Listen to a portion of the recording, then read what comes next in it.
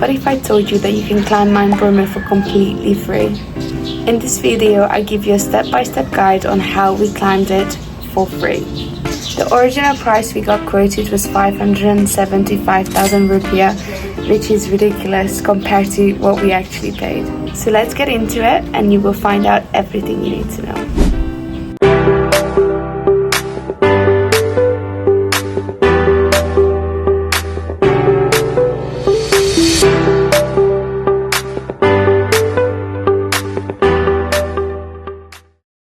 It's currently 2 a.m. and we are off to another sunrise into another volcano, which is Mount Bromo. Joe thinks that we can get in for only 20,000 and not 250,000. So I take you along and I let you know if it's possible. And I hope this sunrise better be worth it because I am tired. We rented our motorbike from Siva Motor Probolinggo, and don't worry, if you can't drive a bike, you can pay him to take you there, which will still be cheaper than a toll. Currently walking in pitch black. Like, it is pitch black.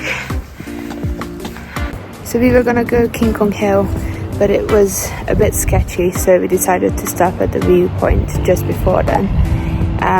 It's pitch black, so you won't see anything, so I will show you when the sun is rising. One thing I will say is that you definitely don't need to come here at 3 o'clock, 3 a.m.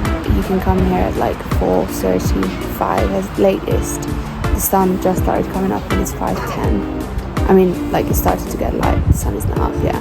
It's really cloudy, so I really hope that we're gonna get to see the view, because otherwise it will be If you're like us and get a cloudy day, I recommend you to go lower to the car park, where you can sometimes get a better view.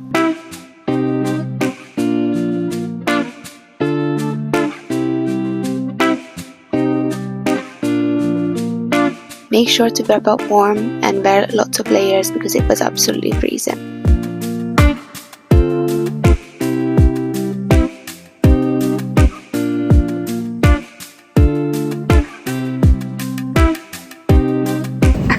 Can't believe we came up on this.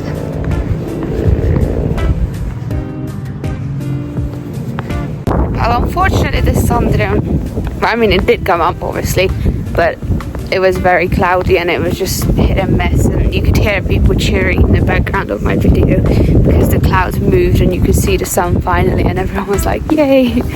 I would have been so mad if I paid like 700,000 and I didn't get to see the sun come up. So this way it's not that bittersweet because we didn't pay that much to get in.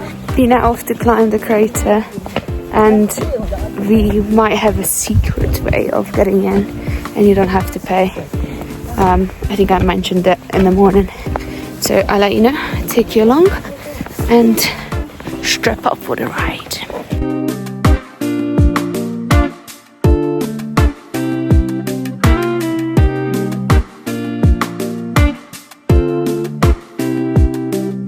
You want to park your bike at somewhere in the hotel, where you will pay a small fee of 20,000 rupiah for parking.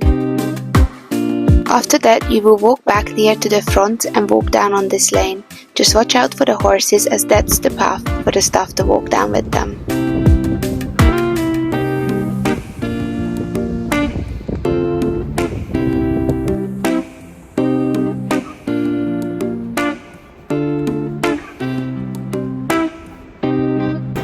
So far we calculated and we spent 120,000 between the two of us, including like we got 2 coffees and 2 teas because it was the reason.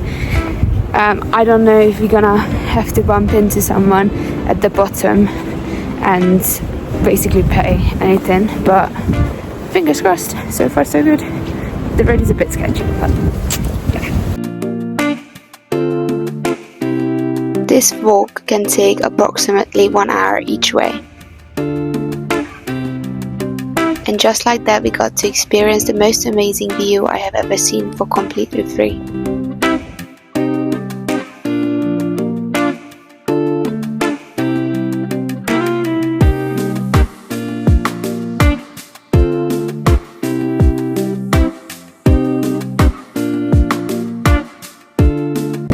This view just doesn't look real. It looks like I'm in a painting or something.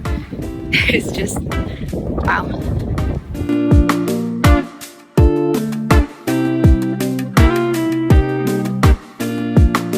If you have a mask, I recommend you bringing it because the smell of the sulfur can be very strong.